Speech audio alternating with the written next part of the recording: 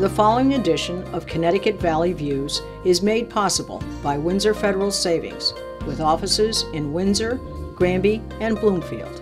Neighbors helping neighbors since 1936.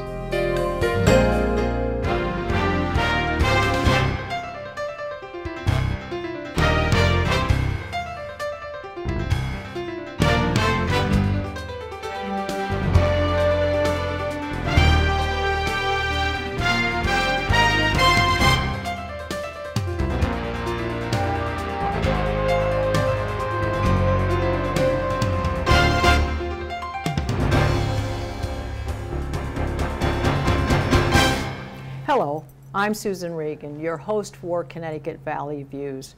And today we're in Torrington on a UCONN campus, and we're going to be interviewing Dr. Gary Levvis. He is a lecturer in the philosophy of law, ethics, and language, and he's a faculty member of the Torrington UCONN campus. It's a pleasure to be here today, Gary. Oh, thank you for having me, Susan, and thank you for giving me the opportunity to speak with your viewers today. Well, hopefully we're going to discuss some things that are going to help people, educate them. We're going to be talking about trafficking. And when we talk about human trafficking, I think it's a subject that has a myriad of issues that are evolved around it. And one of the things I'd like to ask you is, given your background, given your career, you have a great number of things in the academic world that you have accomplished, but how did you get onto teaching this course? Give us a little bit of background on that. Glad to. My main interests in philosophy are philosophy of law and ethics and human rights law. I have my PhD in philosophy, but I'm working on a master's in law in international human rights law currently through the University of London. I became interested in human trafficking a few years back when I learned about a trafficking case that actually was within my own family. A very close female relative of ours was the victim of domestic violence, and a very extreme form of domestic violence that left her with a number of physical problems and a lifetime of having to respond to the trauma that she had to endure. But during that time period, she was a trafficking victim. Her husband, the person who she trusted, actually would beat her, take her to hotels, and prostitute her, unfortunately.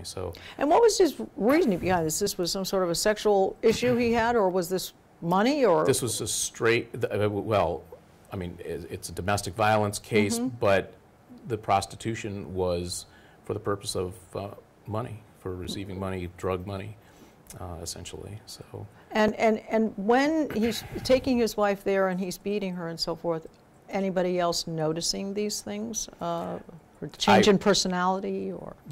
Our family had noticed big differences in our loved one, but it was very frustrating. These were times prior to 2000, actually, prior to the Trafficking Victims Protection Act, in which this kind of domestic violence was defined as a form of human trafficking under our federal laws.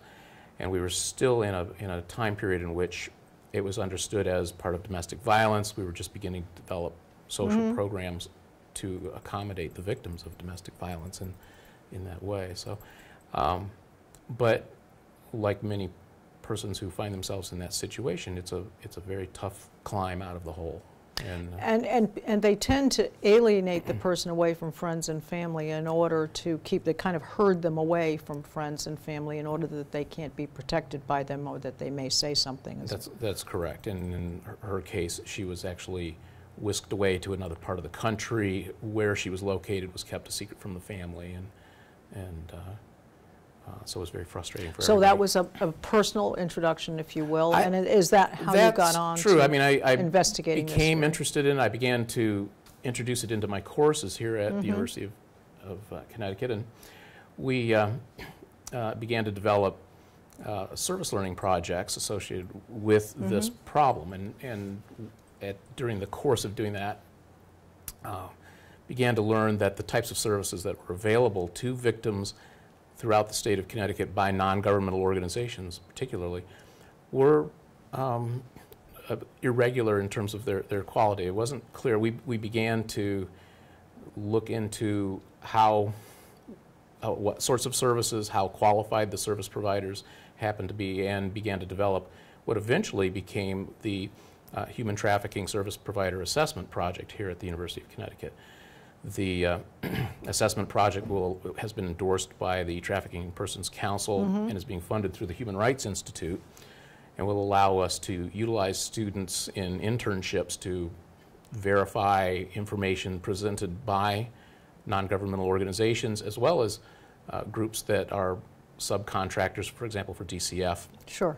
who do care for victims in Connecticut. And the goal is ultimately not simply to verify what they do, but to develop a dialogue on best practices so that all parties at the table who are engaged in... So we'd be talking about working with committees and groups and departments that are like victim advocate. That's correct. Domestic violence. That's correct. It's a wide spectrum of organizations. And child advocate. Definitely. I mean, in Connecticut, we have the Connecticut Coalition Against Trafficking. I'm on the steering committee for the coalition, along with persons from the Department of Children and Families and the International Institute of Connecticut. But because of the wide spectrum of trafficking, you would expect to be pulling in people from from domestic violence centers, the Coalition Against Domestic Violence here in Connecticut, as well as International Institute dealing with international victims, the child victims that would be that would fall in under the DCF's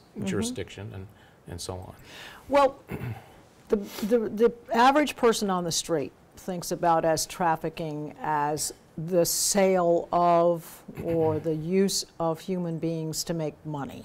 Would that be a fair definition? And when we're talking about trafficking, I guess we need to talk about Connecticut, what the percentage of what goes on. Is there more than the regular person would know about or think would be going on here versus the rest of the United States? And the definition of trafficking, what age groups and genders, who is involved in it? Well, gladly. The statistics on trafficking throughout the United States and in Connecticut are very partial to begin with.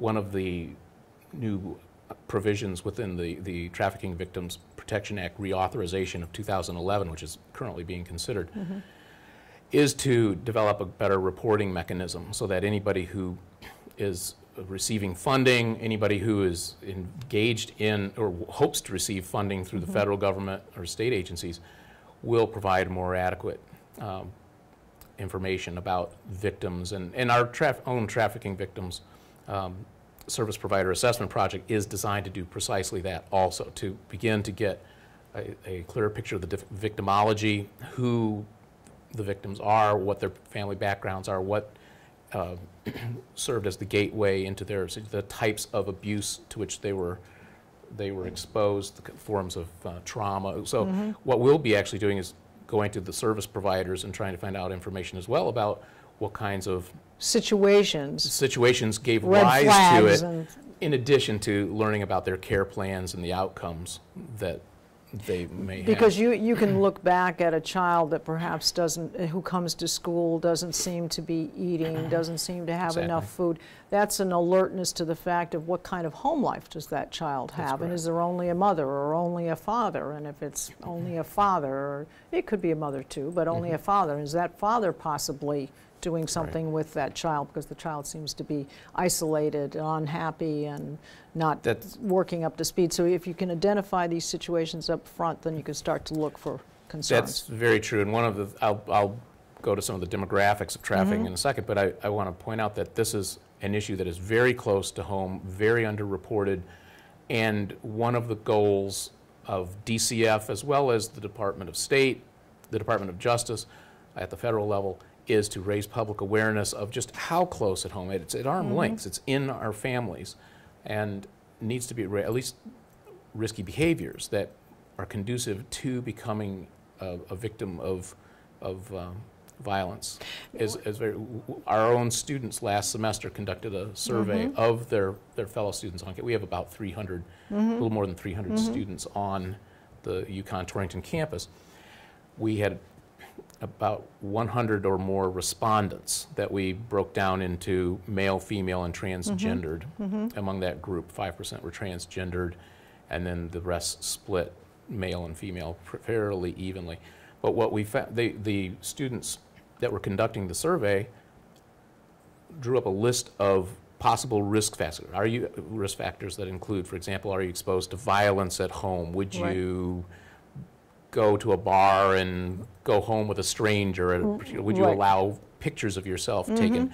And we found that at least 20% to 30% of males and females, and higher for the transgendered youth, were at a fairly high level of danger for being victims of domestic violence and for trafficking, sex trafficking particularly. Okay, which leads me to another question then, is the fact that these things are going on, have they been going on at this rate right along, and it's only because we are now becoming aware of it, or are there things such as the internet that are contributing to the escalation of these situations? I definitely think that the internet and digital media in general have led to an escalation, but also a qualitative difference in terms of the kinds of exposures and risks to which it's becoming almost normal for violence. Are exposed. Yeah,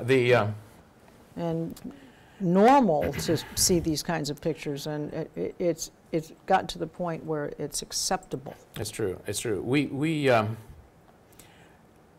had an explosion on the internet of pornography, an explosion of access to prostitution, and that exposure is not just a matter of degree. It's not just, you know, taking what's out there in terms of people's interests in sex and you know, magnifying it. It's a very different kind of thing, because the internet is interactive.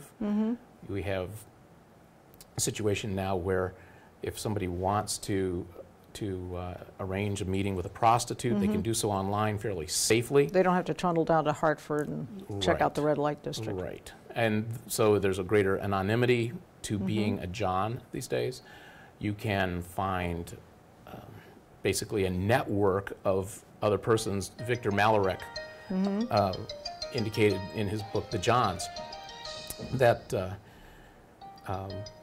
are many people on the internet that will provide information concerning the locations of police officers, the location of particular prostitutes who provide services of a certain sort. You know, they even provide you with help if you feel guilty about betraying your spouse. They will come to you and they'll say to you, "No, it's her fault." Sure, because it helps them make the sale. Right.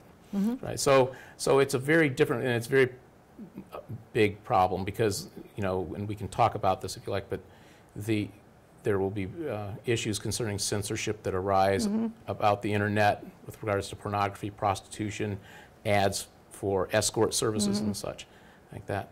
In terms of you were asking about the demographics. The statistics are partial, but I think probably the best study that we have of trafficking in the United States that came out from the Department of Justice's Bureau of Justice Statistics indicated from the years 2008 through January of 2008 through June of 2010, there were 2,515 investigations that were opened during that time period. Roughly, on average, you have about 900 to 1,000 investigations per year. And is that because the activity was so blatant or so many people involved? Well, because the internet does two things. It allows these people to operate, but it also helps the law to catch them, too. It's been argued that, in fact, the proponents of keeping escort ads from Backpage.com and the Hartford Advocate and such online indicate that one of the great social benefits of those ads is that it facilitates law enforcement. And that should need to be worked into any utilitarian analysis of the situation. What we're seeing is that the 2,500 or so cases over that 2.5-year period, it's very interesting. We had these are cases that have been opened. Again, this is partial information because yes. these are only cases that are being reported to the Department of Justice that have been financed and funded in some way by the federal government, either at the local, state, or federal level. So there are other agencies. There's over 16,000 law enforcement agencies that are capable of bringing charges against persons involved in trafficking in the United States. And many of them are not going to be represented in these statistics. But if this represents some of the organizations that are at least accountable to the federal government and are keeping records, which is all very important. And of that huge number of investigations, 2,500 investigations, of which there may be multiple victims per investigation and multiple persons charged as well, we found that about 83% of those investigations involve sex trafficking, and only about 11% involve labor trafficking. Then there's another 7% that are somewhat indeterminate. And labor trafficking meaning, you mean to get people to work for you? Okay. Okay, so domestic labor, bonded labor, you know, much of it in agriculture, manufacturing, and such, but as opposed to sex labor, which will involve prostitution. Now, that's very interesting. I mean, it means that our primary problem in the United States is with sex trafficking. Now, in terms of who falls into these different categories, as far as the actual victims that have been acknowledged here, when it comes to sex trafficking cases, in terms of the way racially, African Americans form the largest group, somewhere in the neighborhood of 40%, whereas whites are about 26%. The remaining are Hispanic and Asian. When you look at labor trafficking, it's quite different. Most of the victims of labor trafficking are Hispanic. 63% are Hispanic, 17% are Asian. So, all right, so would we say then the poverty level contributes to the first, and the latter is because language barriers, they can't defend themselves, they can be hired easily or for smaller amounts of money, or I think it's, or forced into labor. It's not so much, I think. Can we profile it somehow? I think actually the way to look at the differences here is in terms of the nationalities of the different groups. When it comes to sex trafficking, largely 4/5 of the persons who are confirmed sex trafficking victims in the United States, 4/5 are U.S. citizens. Whereas when it comes to labor trafficking, 95% or more are either undocumented aliens or qualified aliens of some sort. So what the labor sex trafficking divide also corresponds to a international trafficking versus domestic trafficking distinction. So the large number of the largest number of our cases in the United States are domestic and they're sex trafficking. And it's primarily African American and white females who are victims. Not to say that there isn't a trafficking problem with the LGBT population. What exacerbates this problem, what makes it possible for those numbers to be as high as they are, is that you're dealing, you had asked about poverty and the like, is that we're dealing with, on the domestic side, with a number of people who are coming from broken homes, runaways. They, again, the LGBT community is underrepresented in the statistics, but they have a very high degree of trafficking cases in that population, though, again, the statistics are not there yet. They're statistics on their exposure to violence when they're in foster care or homeless, and that's rather high, and that goes with the territory. Sometimes I think the victim almost thinks because of the violence that's going on at home, if they run away from it and they go to this John or this pimp or whatever, that might even be a better situation than what they're experiencing at home. And I think the strange situation being that prostitution and pornography are so closely related in contributing towards the problem, and yet prostitution is against the law and pornography is not Right. on the internet. Yeah. So it's Except for it's child kind of an pornography, yes, right. yes. It's Right. it's kind of interesting. It's okay if you sit there and watch it, which incurs more issues, but prostitution is not legal. It's kind of odd. Either it should be all one or all the other. You'd think. You'd Yeah. think. Well, I mean, the problem is when we have people coming from homes where there is domestic violence or risky behaviors that are conducive towards somebody becoming victimized. You know, they're easy pickings for the pimps. I mean, what we learn from law enforcement and from social workers is that the pimps are very good at picking out their victims, whether they stay at, you know, they'll hang out at train stations, bus stations, or go to parks or outside of schools or malls, and can locate individuals who they identify as having some self-esteem issues. They can read them like a book, and they then will try to recruit them at that point. So, and they're using probably all kinds of means. They'll lure them on that they might be able to give them this or that, or drugs or anything. That's true, but usually it would be something like, well, you would be a beautiful model, or we like the voice. Would you like to be a singer? We can, how would you like to? So they're enticed. They're enticed. They're right? enticed into what they believe is a better life. Exactly, and I mean it's a deep problem in our society because we do perpetuate certain images of women and through our media. We sexualize minors and dress them up and think it's really cute when they're wearing high heels and like we're the encouragement to look attractive, right. the encouragement to be a pretty thing, a cute thing, an appealing thing, and they start at a very young age, and it continues on, obviously, through teen years. That's correct, and one doesn't have to be a radical feminist to raise the question of to what extent this perpetuates harms, raises the level of harms against children in particularly. I mean, there's no question that the internet has changed the capacity for persons to become the victims here. And as far as the distinction between pornography, prostitution, and trafficking, the lines between the three are very thin. I mean, if we look at pornography on the internet today, we're not looking at, Granddad's Playboy magazines with still shots that we just passively look at. Right. We're dealing with videos of sexual intercourse, sometimes very violent sexual intercourse. We're looking at videos that depict women in very demeaning ways and convey a certain image of women in our society.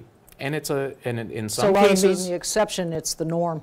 Well, it does very much normalize it, and many people do imitate what they see online. There have been cases involving this. Victor Malarick describes a case involving a man who fantasized about a third person having sex with his wife, hired that person, and didn't tell the wife. Carried out the nightmare. Carried out the fantasy with the wife saying no, and eventually the husband was charged as an accessory to rape in that case.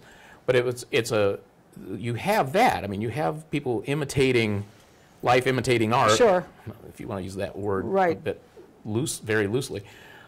But at the same time, on the other side of the camera, the persons who are depicted are involved in prostitution. Sure. This isn't just still shot erotica of the past.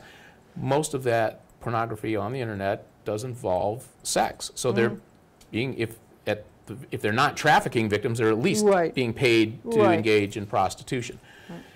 On the other hand, in terms of the number of people who are on who are depicted who may be minors, that we don't know exactly. It is unclear. DCF, if you speak with the trafficking groups down there, Tammy Sneed, Bill Rivera, and such, they'll estimate that. I think I was told 30% possibly could consist of child pornography, and we're not aware of that. Yeah, well, we've talked a lot about how bad it is, what's going on in Connecticut. One of the things that led me to want to speak with you was the Hartford Courant article that you wrote some time back, and we're talking about current legislation in Connecticut and other states relative to the punishment for trafficking and the current status of success in reducing this issue. So where are we in Connecticut? Well, in terms of the history of prosecutions, I mean, in Connecticut, for the years 2000 up through 2007, so prior to that report that I mentioned earlier, there were 298 prosecutions nationwide. And during that 7-year period from the creation of the Trafficking Victims Protection Act up through 2007, Connecticut was responsible for 7 out of 298 of those prosecutions. That's amazing when you consider more recently, according to the Trafficking in Persons reports for 2011, 2012, for 2011 there were 181 individuals charged in 1 year. And so we're having, and similarly for 2012, and the total number of convictions were around 141 for 2011 and 151, I think, for 2000. Excuse me, for the 2011 report versus the 2012 report. So we're talking about the years 2010, 2011. We see, you know,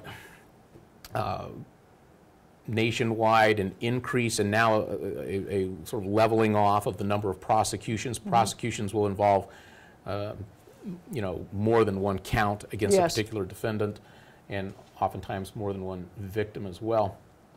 How Connecticut rates compared to other states, I don't know.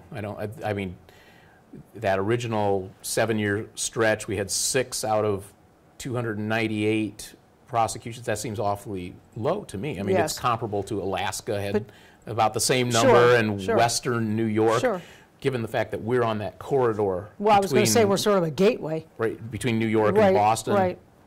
It seems like the numbers are rather low. But more recently, though, I mean, Connecticut, and the FBI has does work in Connecticut. They have participated in numerous nationwide sweeps. Connecticut is no exception to that. And when they do conduct these sweeps, they are usually scooping up 5, 7 minors at that time and placing them in the hands of DCF. And hopefully saving some lives here. And saving lives more than just from death, but saving lives going forward for could be a life of turmoil. But the real champion in Connecticut in terms of prevention, raising public awareness, and providing services to the most vulnerable victims, who are the minors, is the Department of Children and Families. And the DCF developed a protocol for dealing with the input and care of victims in Connecticut that is making itself known to law enforcement and other service providers in the Connecticut area.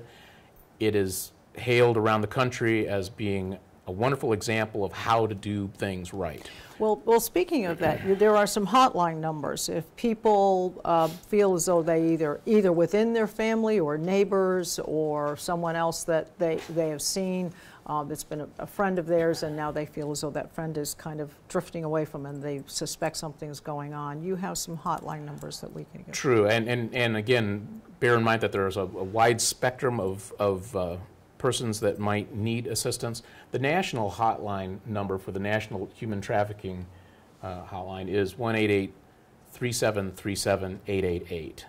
If somebody is a victim of domestic violence and also trafficking victim, they can certainly call the Connecticut Coalition Against Domestic Violence at 888-774-2900, or even more locally, one of the organizations like the Susan B. Anthony Project here in Torrington, which is 860-482-7133. If you suspect a child has been a victim, call DCF, 1-800-842-2288. International victims who may want to call the International Institute of Connecticut. They're funded under the Department of Justice's Project Rescue. They can provide legal services and further referrals to health providers. and their number is 203-336-0141. So and I was going to say that in terms of our own progress in Connecticut, we do have very good groups in these organizations that are leading the way. DCF has hoped that is working to extend the child protection of the Safe Harbor bill that was passed last year, to extend the decriminalization of prostitution up to 18 years old, because of the 16 and 17-year-olds fall into kind of a lacuna as far as legal services go. So there are great strides that have been made. We want to encourage our viewers, if they see something, it's an often used term, but say something. You have some hotline numbers to call.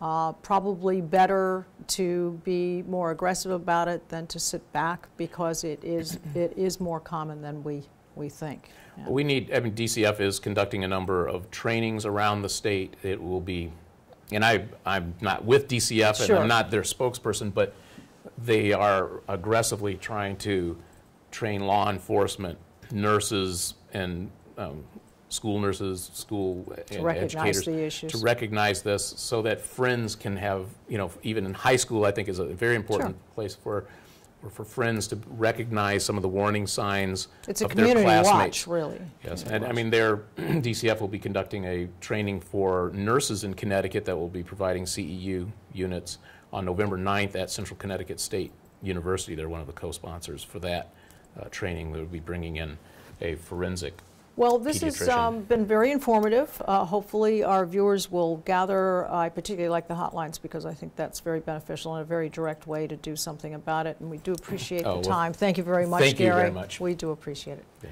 Thank you. And for our viewers, you can see all of our programs on our website at www.ctvalleyviews.com. This is Susan Regan, thanking you for joining me in bringing proof to the people.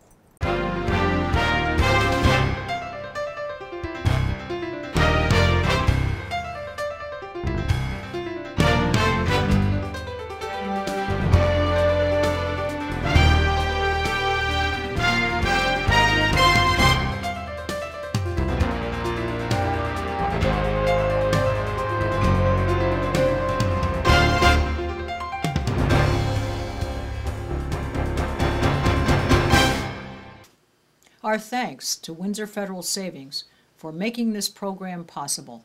Neighbors helping neighbors since 1936.